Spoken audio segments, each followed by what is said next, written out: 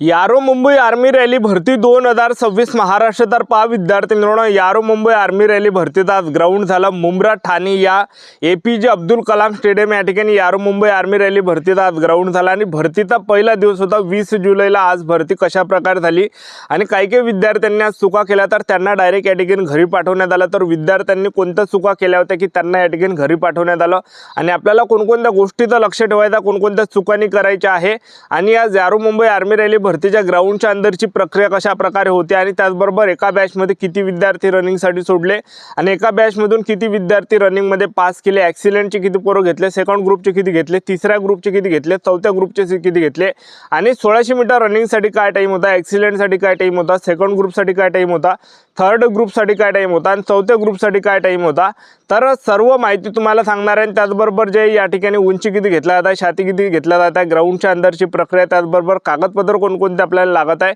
कोणकोणते त्या ठिकाणी कागदपत्र लागत आहे आणि कोणते तर डॉक्युमेंट नसेल तर घरी पाठवल्या जात आहे। तर या सर्व गोष्टीबद्दल आजच्या व्हिडिओच्या माध्यमातून तुम्हाला सांगणार आहे। यारो मुंबई आर्मी रॅली भरतीचा पहिला दिवस आज कशा प्रकारे भरती झाली 20 जुलैला, ज्या विद्यार्थ्यांचा ग्राउंड झाला त्यांचाच अनुभव मी तुम्हाला आजच्या व्हिडिओच्या माध्यमातून सांगणार आहे। तर आजचा व्हिडिओ खूप महत्त्वाचा होणार आहे, व्हिडिओ शेवटपर्यंत बघा आणि व्हिडिओला आताच लाईक करा। नमस्कार विद्यार्थी मित्रांनो, माझी नोकरी कॉर्नर यूट्यूब चॅनलवर मी गोपाल वानखडे तुमचं सर्वांचं सहर्ष स्वागत करतो। तर मित्रांनो, व्हिडिओचा थंबनेल बघून तुमच्या लक्षात आलं असेल की आपला व्हिडिओ कोणत्या टॉपिकवर होणार आहे। व्हिडिओ सुरू करण्याच्या आधी आपल्या यूट्यूब चॅनलला सबस्क्राइब करा, जेणेकरून प्रत्येक भरतीची अपडेट तुमच्यापर्यंत सर्वात आधी पोहोचेल।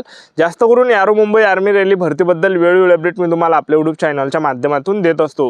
व्हिडिओ सुरू करण्याच्या अगोदर सर्वांना एक रिक्वेस्ट आहे, तुम्ही आपला व्हिडिओ कोणत्या जिल्ह्यातून पाहून राहिले नक्की कमेंट बॉक्समध्ये सांगा, जेणेकरून मला सुद्धा अंदाज लागणार आहे की आपला व्हिडिओ कोणकोणत्या जिल्ह्यापर्यंत पोहोचू राहिला। बघा, या ठिकाणी पहिली गोष्ट मुलांनी कोणत्या चुका केल्या त्यांना घरी पाठवण्यात आलं। तर बघा विद्यार्थी मित्रांनो, ज्या विद्यार्थ्यांच्या हॉल तिकीटवर 20 जुलै तारीख होती तर ते आज सकाळी आले, म्हणजे 20 जुलैला ते विद्यार्थी आले तर त्यांना डायरेक्ट घरी पाठवण्यात आलं। म्हणजे भरती झालेली होती, म्हणजे सांगायचं एवढंच की भरतीची जी प्रक्रिया आहे एक दिवस अगोदरपासून या ठिकाणी चालू झाली होती। म्हणजे ज्या विद्यार्थ्यांचं ग्राउंड 20 जुलैला होतं तर ते विद्यार्थी 19 जुलैपासूनच या ठिकाणी रात्री या ठिकाणी 8-9 वाजतापासून ग्राउंडवर हजर होते, एक लक्षात ठेवा, ठीक आहे। तर ह्या चुका आपल्याला करायच्या नाही, कारण की बरेच विद्यार्थी नवीन आहे तर ते या चुका या ठिकाणी करत आहे। म्हणजे काही विद्यार्थ्यांना असं वाटतं की अरे आपल्या हॉल तिकीटवर 20 तारीख आहे 20 जुलै, ते विद्यार्थी 20 जुलैला म्हणजे आज सकाळी या ठिकाणी आले, एक लक्षात ठेवा, ठीक आहे। तर यायचं होतं 19 जुलैला, ठीक आहे। तर ह्या गोष्टीचं लक्षात ठेवा, ह्या चुका करू नका। ज्या पण तुमच्या हॉल तिकीटवर जे काही तारीख असेल तर एक दिवस अगोदर आपण ग्राउंडवर हजर राहा, रात्री 7, 8, 9 वाजेपर्यंत, ठीक आहे। आपल्या सेंटरवर आपल्याला हजर राहायचं, कारण की बघा या ठिकाणी एक दिवस अगोदरपासून आर्मी भरतीची प्रक्रिया चालू होते आणि ही जी भरती अग्निवीर आर्मी रॅली भरती आहे, काही विद्यार्थी ओपन आर्मी रॅली भरतीन सुद्धा समजून सुद्धा या ठिकाणी येत आहे। तर ही अग्निवीर आर्मी रॅली भरती एक लक्षात ठेवा, ठीक आहे। तर जे विद्यार्थी त्यांना काही विद्यार्थ्यांना असं वाटत आहे टीईची भरती चालू आहे, असे सुद्धा विद्यार्थी या ठिकाणी येतात। तर आपल्याला लक्ष ठेवायचं आहे, ओपन आर्मी रॅलीने अग्निवीर आर्मी रॅली भरती ज्यांनी पेपर दिला आहे त्यांच्यासाठी ही भरती। तर आज ग्राउंड कशा प्रकारे झालं, ज्या विद्यार्थ्यांचा 20 जुलैला ग्राउंड होता तर ते विद्यार्थी 19 जुलैला रात्री या ठिकाणी 9-10 वाजतापासून या ठिकाणी मुंब्रा ठाणे APJ अब्दुल कलाम स्टेडियम या ठिकाणी ग्राउंडवर हजर होते, एक लक्षात ठेवा। तर सर्वात अगोदर त्या ठिकाणी 10-11 वाजतापासून या ठिकाणी गेटच्या अंदर एंट्री होत आहे, एक लक्षात ठेवा। त्या ठिकाणी गेटच्या अंदर एंट्रीच्या वेळेस 2 डॉक्युमेंट त्या ठिकाणी आर्माला चेक करता, आधार कार्ड आणि हॉल तिकीट, ह्या 2 डॉक्युमेंटवरच विद्यार्थ्यांना गेटच्या अंदर एंट्री दिल्या जात आहे आणि हे जर डॉक्युमेंट नसेल तर डायरेक्ट घरी पाठवल्या जाणार आहे, एक लक्षात ठेवा, ठीक आहे। हे काही 2 डॉक्युमेंट चेक केल्यानंतर आणखीन त्यांना गेटच्या अंदर एंट्री दिली, त्यानंतर त्या ठिकाणी हाईट वगैरे घेतलं जात आहे। ज्या विद्यार्थ्यांची हाईट बसली नाही त्यांचा पण ग्राउंड होत आहे आणि त्यानंतरची जी प्रक्रिया त्या ठिकाणी 2 गट पाडल्या जात आहे। 2 गट कसे की जे विद्यार्थी एकच पेपर पास झाले त्यांचा गट वेगळा आहे आणि जे विद्यार्थी 2 पेपर पास झालेले आहे त्यांचा गट वेगळा आहे, त्यांना शेवट त्या ठिकाणी धावायला लावत आहे, एक लक्षात ठेवा, ठीक आहे। आणि त्यानंतर त्यांना चूज करायला लावत आहे की तुम्हाला 2 पैकी कोणती पोस्ट पाहिजे, ठीक आहे।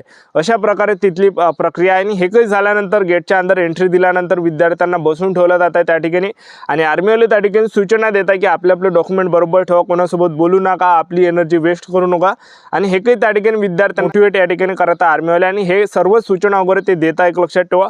12 वाजेपर्यंत ते झोपून राहायला लावत आहे, एक लक्षात ठेवा। ग्राउंडवर 12 वाजेपर्यंत तुम्ही आराम करा असे तुम्हाला सांगत आहे आणि हे काही झाल्यानंतर जसे 12 वाजले विद्यार्थी मित्रांनो, जसे 12 वाजले तसे त्या ठिकाणी जे विद्यार्थी मित्रांनो विद्यार्थ्यांना त्या ठिकाणी जे त्या ठिकाणी हॉल तिकीट स्कॅन केल्या. जसे 12 वाजले तशी त्या ठिकाणी भरतीची प्रक्रिया चालू झाली.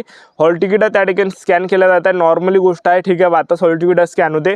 हॉल तिकीट स्कॅन झाल्यानंतर आणखीन विद्यार्थ्यांना समोर नेलं जात आहे. त्या ठिकाणी बसून ठेवलं जात आहे आणि त्या ठिकाणी जे विद्यार्थी मिळवणं जो काही ट्रॅक आहे 400 मीटरचा जो ट्रॅक आहे, तर त्याच्या अंदर त्या ठिकाणी काही विद्यार्थ्यांना बसून ठेवलं जात आहे आणि 100-100चे विद्यार्थी 100-100च्या बॅच त्या ठिकाणी मोजल्या जात आहे.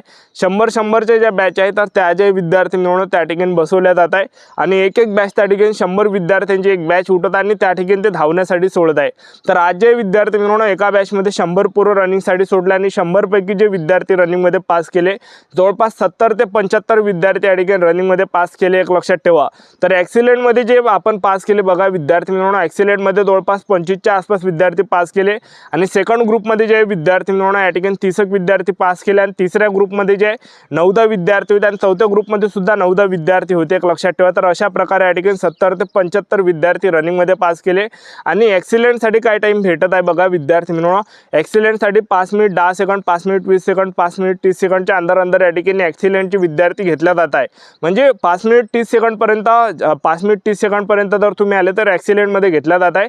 ॲक्सिलेंटचे 60 मार्क भेटणार आहे आणि त्याचबरोबर सेकंड ग्रुपमध्ये 5 मिनिट 45 सेकंडपर्यंत जर तुम्ही आले तर तुम्हाला सेकंड ग्रुपमध्ये घेतला जात आहे. 5 मिनिट 30 सेकंड, 5 मिनिट 45 सेकंडच्या अंदर आले सेकंड ग्रुपमध्ये घेतला जात आहे म्हणजे 48 मार्क. आणि त्याचबरोबर तिसऱ्या ग्रुपसाठी जो टाईम दिला जात आहे 5 मिनिट 45 सेकंड ते 6 मिनिटापर्यंत तिसऱ्या ग्रुपसाठी टाईम दिला जात आहे आणि तिसऱ्या ग्रुपमध्ये जे विद्यार्थी मिळवणं जवळपास या ठिकाणी जर आपण पाहिलं तर या ठिकाणी 6 मिनिटाच्या अंदर या ठिकाणी तिसऱ्या ग्रुपमध्ये घेतल्या जात आहे. एक लक्षात ठेवा, ठीक आहे. आणि त्याचबरोबर चौथ्या ग्रुपमध्ये जर आपण पाहिलं तर चौथ्या ग्रुपमध्ये 6 मिनिट 15 सेकंडपर्यंत या ठिकाणी टाईम दिला जात आहे. तर अशा प्रकारे विद्यार्थी या ठिकाणी घेतल्या जात आहे. एक लक्षात ठेवा, ठीक आहे. चांगले पोरं घेतलं जात आहे. 70-75 अशा प्रकारे पोरं घेतल्या जात आहे.